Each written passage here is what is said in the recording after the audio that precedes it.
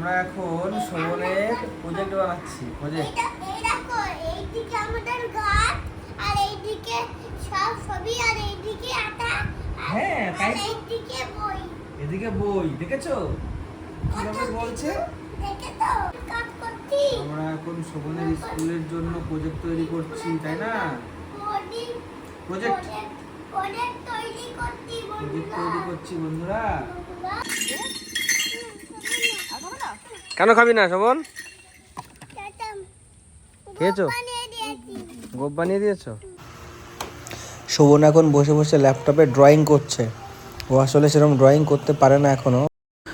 আজ শিব ঠাকুরের মাথায় জল ঢালার জন্য আমরা চলে এসেছি বাজারে। দেখতে পাচ্ছ আমি এখন শিল মিষ্টান্নর দোকানে রয়েছি। একটা দোকানে চলে এলাম, এখান থেকে ঠাকুরের একটা মূর্তি কিনবো। আর তারপর আমরা চলে এলাম আর একটা দোকানে। এই দোকানটাতে তোমরা ঠাকুরের অনেক জামা কাপড় দেখতে পাচ্ছ, ওই যে উপরে ঝরানো রয়েছে আমার পেছনে। আর তাছাড়াও আমার পেছনে আরও রয়েছে ছোট্ট ছোট্ট শিবলিঙ্গ। এই যে দেখতে পাচ্ছ আমার পেছনে কত শিবলিঙ্গ রয়েছে এখানে।